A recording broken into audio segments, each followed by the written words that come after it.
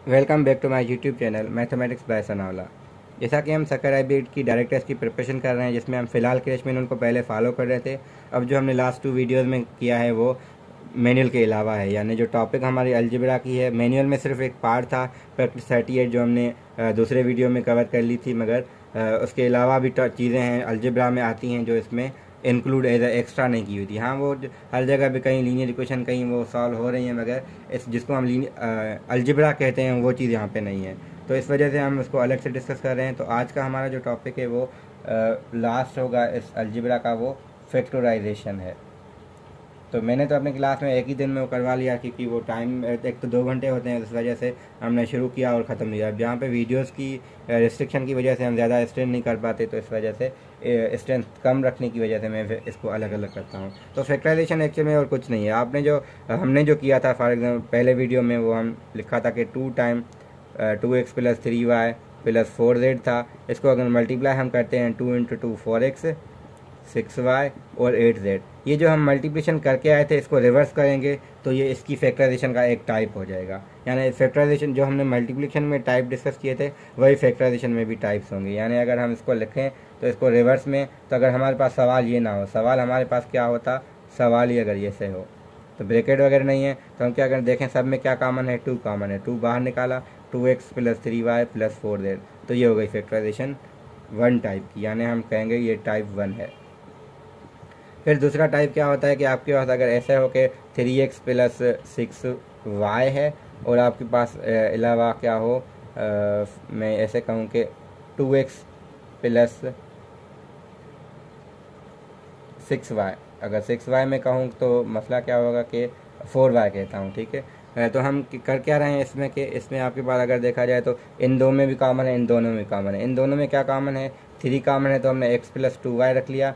यहाँ देखा तो अगेन क्या कॉमन है, अच्छा इसको यहाँ पे हमें स्क्वायर और यहाँ मैं स्क्वायर दे रहा हूँ क्योंकि एक रीज़न है, वरना वो एक जैसे टर्म होंगे तो फिर ऐड हो जाएंगे, ठीक है। तो इसमें हमारे पास क्या है, अगर देखा जाए तो यहाँ मैं एक्स वाई, यहाँ पे एक्स लगा देता हूँ, यहाँ वाई लगा देता हूँ, और यहाँ पे क्या हो जाएगा कि इन दोनों में 2 भी कॉमन है, वाई भी कॉमन है, तो यहाँ से एक एक्स बचेगा, यहाँ से 2y बचेगा। फिर इन दोनों में देखें तो x + 2y कॉमन है, तो यहाँ से बचेगा 3x + 2y।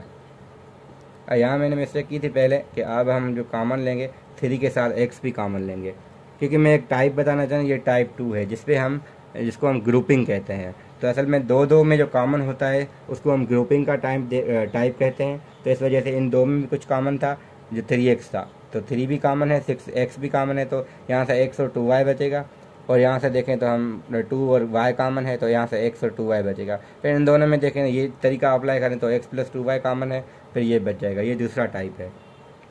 तीसरा टाइप क्या है हमारे पास, हमने जो फार्मूला लिखा था a + b का होल स्क्वायर लिखा था ना, कि a² + 2ab + b², तो यही फार्मूले का टाइप रिवर्स में होगा। हम पहले क्या कर रहे थे, मल्टीप्लिकेशन के केस में इसको हम ओपन करके ऐसे लिख रहे थे, तो ये हमारा पहले मल्टीप्लिकेशन था। इसको जब हम रिवर्स में लिखेंगे तो ये हमारी फैक्टराइजेशन का एक और टाइप है। मेरे कहने का मकसद ये था कि अगर एक ऐसे सवाल है, इसको हम देखें तो ये एक्चुअल में x² है, ये 3 का स्क्वायर है। इसको अगर लिखें तो हमारे पास एक्चुअल में 2 टाइम x × 3 नहीं है क्या, ये तो वही है। तो हमारे पास ये फार्मूला बनेगा a² 2ab + b²। जो फार्मूले को हमने ओपन किया था अगर बंद करना चाहें तो ये a + b का होल स्क्वायर बनेगा। तो हम इसको अगर ये यूज़ करें फार्मूला, अगर आपको याद होगा फार्मूला जल्दी से आप कर सकते हैं, बस ये देखना है कि ये किस से स्क्वायर है, ये खुद ही मिडिल टर्म आ जाएगा, इसका बीच वाला जो नंबर है वो खुद ही 2ab बन जाएगा। तो आपके पास क्या बनेगा, x + 3 का होल स्क्वायर। सिमिलरली अगर यहाँ देखें तो ये x² है, ये 4 का स्क्वायर है, तो इसको लिखा जाए तो ये 2 टाइम x × 4 है, ठीक है। तो ये बनेगा x - 4 का होल स्क्वायर। तो हमने यहाँ पे माइनस वाला फार्मूला लगा दिया। फिर हमने एक और चीज़ की थी कि x + 2 x - 2, तो एक सवाल अगर आपके पास x² - 9 हो तो आपको ये पता है ये x² है, मगर ये तो 3 का स्क्वायर है, तो आप इसको लिख सकते हैं a² - b² का क्या फार्मूला था, वो रिकॉल करें तो a - b a + b। तो जब हम इनको मल्टीप्लाई करते हैं तो ये आता था। इसको अगर हमारे पास ये फॉर्म है तो इसको ऐसे लिख सकते हैं, यानी x - 3 x + 3, ठीक है। तो यही चीज़ देखें, मैं पहले भी कह रहा था जो हम कर रहे हैं वो रिवर्स में होगा। अगर मैं ऐसे कहूँ कि इस फार्मूले को मैं ओपन करूँ तो ये चीज़ आएगी, फिर ये आएगी, इसको रिवर्स में, वीडियो को हम रिवर्स में चलाएं तो फिर ये चीज़ फैक्टराइजेशन ही होगी। तो सिमिलरली ये भी और ये भी, यानी जो हम फैक्टराइज का मतलब क्या होता है, फैक्टराइज का मतलब ये है कि कोई जो हमारे पास एक्सप्रेशन है उसको हम ब्रेक करके लिखें 2 में या 3 में। अगर डिग्री 2 है तो 2 में जाएगा, डिग्री 3 है तो मैक्सिमम 3 में जाएगा, ज़रूरी नहीं कि 3 में, वो 2 में भी हो सकता है, क्योंकि हमने ऐसे फार्मूला आप देखें यहाँ पे 2 फैक्टर्स बनते हैं। तो नंबर्स का भी हम देखें, अगर 6 को हम, जैसे हमें ये पता है 2 × 3 6 होता है, तो 6 को हम 2 × 3 ब्रेक करके लिख सकते हैं। तो ये फैक्टराइजेशन ऐसे होती थी, मल्टीप्लिकेशन हम ऐसे करते हैं, फैक्टराइजेशन ये हो जाती है। तो वही चीज़ हम यहाँ पे हो रही है, वहाँ नंबर्स में थी, यहाँ पे एक्सप्रेशन के टर्म्स में है। अब आता है हमारा स्पेशल टाइप, जो कि बहुत बहुत बहुत इंपॉर्टेंट है। मैं इसलिए कह रहा हूँ क्योंकि ज़्यादातर वही होता है कि एक्स स्क्वायर, अगर माइनस का 7x जो मैंने पहले 12 लिखा था, इसको हम फैक्टराइज कैसे करें। तो तरीका क्या होता है, जहाँ जो भी कोएफिशिएंट हो, यहाँ पे 1 है तो 1 को पहले मल्टीप्लाई करें 12 के साथ। अब 1 को 12 से तो मल्टीप्लाई किया। अब मैं जो ट्रिक बताने जा रहा हूँ एक ये है कि मैं पहले सवाल लिखता हूँ, x - 7x और माइनस का 12 लिखता हूँ, ठीक है। और यहाँ प्लस और यहाँ प्लस। एक टाइप और है x² - x - 12, x² + x - 12। तो मैं हमेशा ऐसे बताता हूँ कि 4 टाइप्स होते हैं इसमें, जहाँ प्लस है यहाँ भी प्लस है। तो ये हम जब 12 नंबर यहाँ 1 को 12 से किया तो यहाँ हर जगह से चारों में 1 × 12 12 ही आएगा। तो हमें पता है ब्रेक हमें 12 को करना है। अब 12 को ब्रेक तो करना है, होगा क्या, ये सिंबल हमें बताएगी कि वो क्या होंगे। अब प्लस है तो हमें ये बताएगी 8 होंगे, तो ये यहाँ से जो ब्रेक होंगे वो भी 8 होंगे, यहाँ से जो ब्रेक होंगे वो भी 8 होंगे। ये जो सिंबल होगी या ये सिंबल होगी, दोनों में वही होगी। अब 12 को हम ऐसे ब्रेक करें ताकि 7 आए, क्योंकि हम कह रहे हैं 8 होंगे, तो 4 × 3 12 होता है, और 4 और 3 7। तो हम कहेंगे x² माइनस का 4x माइनस का 3x और प्लस का 12, और यहाँ होगा x² माइनस का प्लस का 4x प्लस का 3x प्लस का 12। और हमें ये पता है इन दो में कॉमन कैसे निकालते हैं, हमने ग्रुपिंग की हुई है। तो यहाँ से x कॉमन निकालें, x - 4, यहाँ 3 निकालें कॉमन। अच्छा, यहाँ क्या है, प्लस है, तो प्लस असल में क्या होता है, माइनस × माइनस। तो एक अगर माइनस बाहर निकाल ली हमने तो एक बचेगी। तो फिर यहाँ देखें तो x - 4 कॉमन है, यहाँ से बचेगा x - 3। तो ये हमने फैक्टराइजेशन कर ली है यहाँ पे।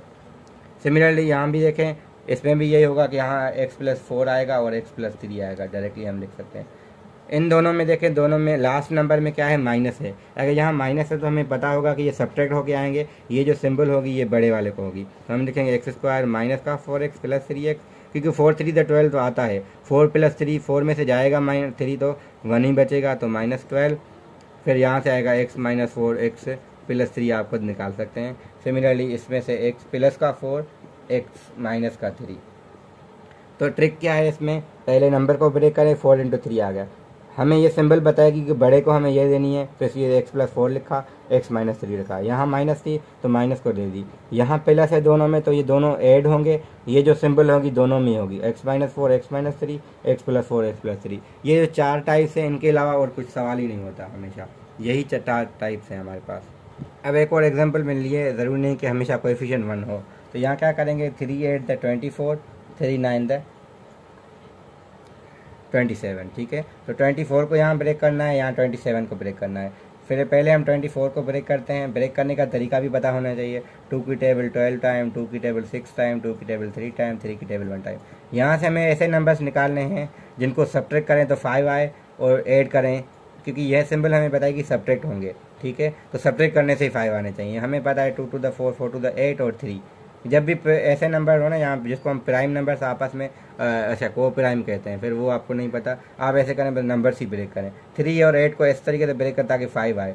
तो हम लिख सकते हैं 3x² माइनस का 8x प्लस का 5x प्लस का 3x माइनस 8, ठीक है। क्यों, क्योंकि 8 - 3 तो होना ही है, क्योंकि 5 है, और ये सिंबल हमें बताएगी बड़े को होगी, ये बताएगा कि सब्ट्रैक्ट होके आएंगे। यहाँ देखे जाए तो 3x², 3 और 9 है, तो इस वजह से क्या होगा, प्लस का 3x प्लस का 9x, क्योंकि ये प्लस बताएगी कि ऐड होंगे, ये बताएगी कि दोनों को ये होगी सिंबल। तो आप ऐसे कर सकते हैं। फिर इन दो में कॉमन निकालना हमने पहले देखा भी हुआ है और किया भी हुआ है पिछले। मेन क्या है, आपको मिडिल टर्म ब्रेक, इसको हम कहते हैं middle term break, and a middle वाले को 2 में हमने ब्रेक किया है, आगे हम ग्रुपिंग कर रहे हैं। तो ऐसे कोई भी सवाल आप कर सकते हैं। अब इसी को ही मैं कैरी फॉरवर्ड करूँगा लीनियर यानी क्वाड्रेटिक इक्वेशंस के लिए, ठीक है। तो ये चीज़ें ही हैं। अब मेन यही था, इसके अलावा भी फार्मूलाज हैं हम कर सकते हैं, उसको भी हम देख सकते हैं, ठीक है। फिलहाल मैं इसको इसलिए कर रहा हूँ क्योंकि मैंने फैक्टराइजेशन की हुई, इसको ही हम क्वाड्रेटिक इक्वेशन में कन्वर्ट कर रहे हैं।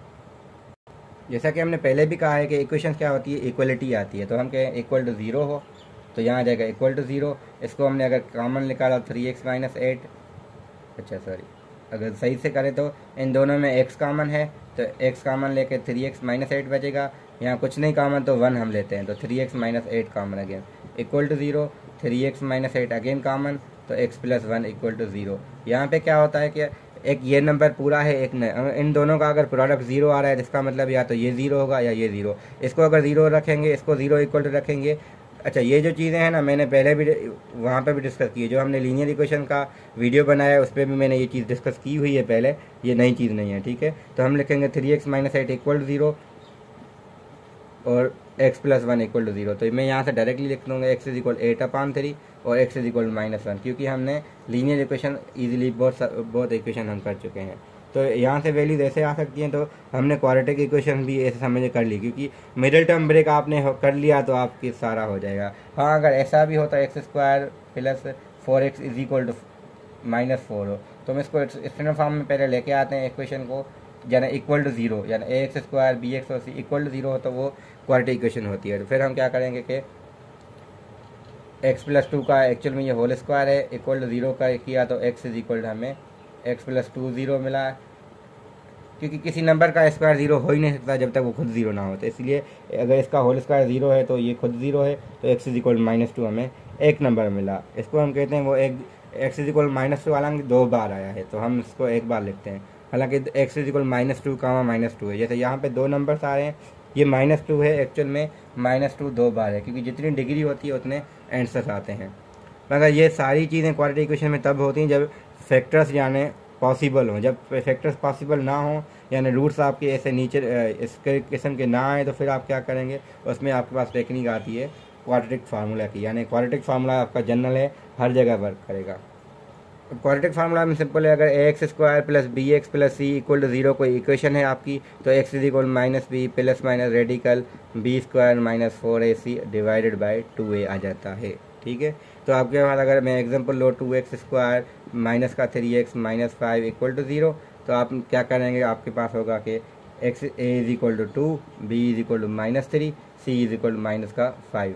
तो आपके पास ए बी सी की ये वैल्यू यहाँ पे रखे तो x is equal to minus फार्मूले की माइनस इस नंबर खुद की, रेडिकल -3 का स्क्वायर -4 टाइम a क्या है 2 है और c क्या है -5 डिवाइडेड बाय 2 टाइम।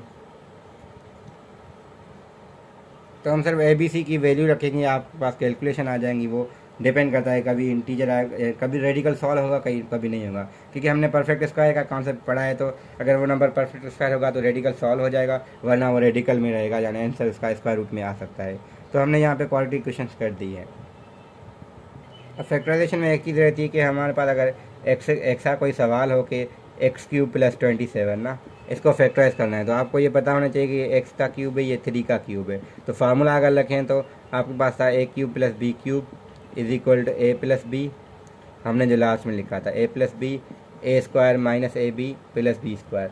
जब यहाँ पे प्लस हो तो यहाँ माइनस होती है, यहाँ माइनस हो तो यहाँ प्लस होती है, यहाँ पे वही सिंबल होगी जो यहाँ पे हो।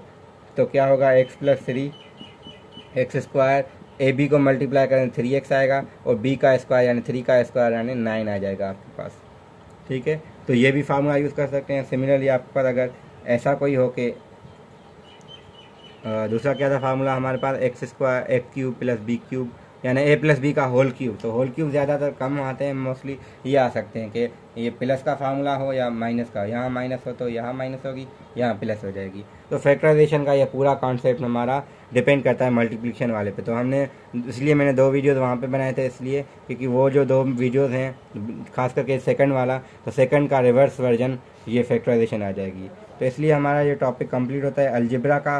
और जो चीज़ आपको नहीं आ रही तो वो मेरा कॉन्टेक्ट हमेशा यहाँ पे मेंशन होता है, तो आप कांटेक्ट कर सकते हैं। तो आगे जो भी मसला होगा आप पूछ सकते हैं। बाकी हमने प्रैक्टिस 38 भी कर ली है, आगे जो हमारी प्रैक्टिस होंगी हम उसको कोशिश करूँगा मैं उस पर भी वीडियो जल्दी से बना लूँ, मगर टाइम की वजह से मुझे थोड़ा कम मिलता है टाइम, मगर मैं कोशिश करूँगा कि ये मुहर्रम की छुट्टियों में पूरे में वीडियोस कर लूँ, या फिर क्योंकि 13 को आपकी टेस्ट है तो वो भी मुझे ध्यान में रखनी है।